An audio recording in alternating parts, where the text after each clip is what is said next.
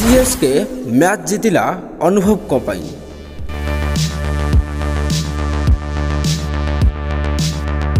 हाँ दर्शक बंधु, कथाटी आपणकर हजम नहेले भी कथाटी सत।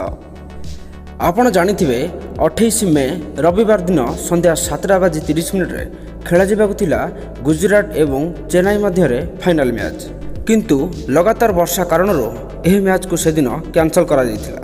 जेहेतु यह फाइनल थिला सेथिपई एही मैच को 29 मे अर्थात सोमवार दिन खेलागला, किंतु सोमवार दिन गुजरात बैटिंग पर एवं चेन्नई बैटिंग आरंभ होगा समय अर्थात सामींकर 4टी बॉल रे पुणी थरे वर्षा होइतिला, जेउथिपई मैच को मध्यरात्रि रे अर्थात 12:10 रे आरंभ करा जायतिला।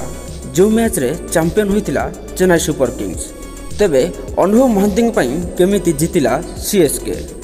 अनुभव महांती माँ तारिणी को 108 नड़िया देइथिले वर्षा हैरान न करबा पई। अनुभव महांती जहाँ तांको इंस्टाग्राम रे पोस्ट करी तांको फैंस मान को जनइथिले। तेबे दर्शक बंधु, अनुभव महांती को द्वारा करा जायथिबा पोस्ट को आमे हमर वीडियो स्क्रीन रे आपन को देखौछु। तेबे दर्शक बंधु, अनुभव महांती को एही छोटिया पोस्ट बहुत किछि कहूछि। जदि आपण बुझी पारुचंती तेबे बुझंतु एवं कमेंट बॉक्स रे मध्य लिखि जणांतु। धन्यवाद।